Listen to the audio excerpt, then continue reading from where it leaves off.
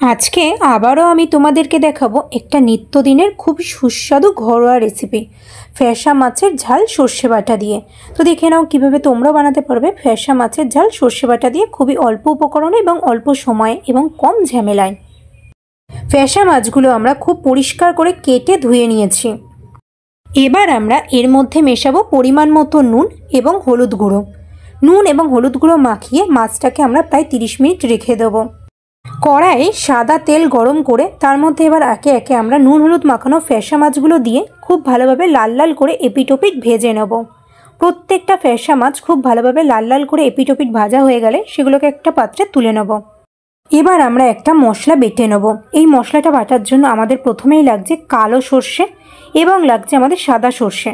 আমরা এখানে সম পরিমাণে কালো সর্ষে এবং সাদা সর্ষে নিয়েছি, তোমরা চাইলে একরকম সর্ষে দিয়েও করতে পারো। আর লাগছে আমাদের এখানে পোস্ত। তারপর তার মধ্যে আমরা অ্যাড করছি কাঁচা লঙ্কা। এখানে তোমরা যে বড় কাঁচা লঙ্কাগুলো দেখছো সেগুলো দোকান থেকে কেনা, এবং যে ছোট ছোট কাঁচা লঙ্কাগুলো দেখছো এগুলো কিন্তু আমাদের বাড়ির কাঁচা লঙ্কা। দেখতে ছোট হলে কী হবে, খুব ঝাল এই কাঁচা লঙ্কাগুলোর। এবার ওই 10 সেকেন্ড মতো এগুলোকে আমরা শুকনোই মিক্সিং জারে দিয়ে ভালো করে ঘুরিয়ে গুঁড়ো করে নেব। তারপর 10 সেকেন্ড পর ঢাকনা খুলে এর মধ্যে মেশাবো অল্প পরিমাণে জল। আবারও 10 থেকে 15 সেকেন্ড খুব ভালোভাবে মিক্সিটা ঘুরিয়ে পেস্ট বানিয়ে নিতে হবে সর্ষে পোস্তর।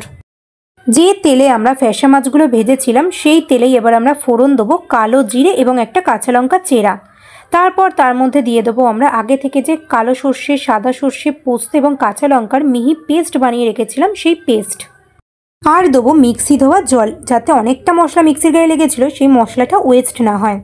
এবার আমরা এর মধ্যে দেব পরিমাণ মতো নুন এবং হলুদ গুঁড়ো। তারপরে ওই 30 সেকেন্ড মতো গ্যাসের জোর বাড়িয়ে দিয়ে আমরা এটাকে ফুটতে দেবো। খুব ভালোভাবে ফুটে গেলে এর মধ্যে আমরা দেবো আগে থেকে লাল লাল করে ভেজে রাখা ফ্যাসা মাছগুলো। সব শেষে আমরা এর মধ্যে অ্যাড করব বেশ কিছুটা পরিমাণ কাঁচা সর্ষের তেল। হালকা হাতে খুব ভালোভাবে প্রত্যেকটা মাছকে আমরা একটু নাড়িয়ে দেবো। তারপরে আমরা 2 মিনিট গ্যাসের জোর বাড়িয়ে দিয়ে এবার রান্না করব। প্রত্যেকটা মাছের মধ্যে সর্ষের ঝোল ঢুকে গিয়ে মাছগুলো একদম নরম হয়ে গেলে এবং ঝোলটা পর্যাপ্ত পরিমাণে কমে গেলে সেগুলোকে একটা পাত্রে তুলে নেব। তারপর ধনেপাতা কুচি ওপর থেকে ছড়িয়ে দিয়ে পরিবেশন করব ফ্যাসা মাছের ঝাল সর্ষে বাটা দিয়ে।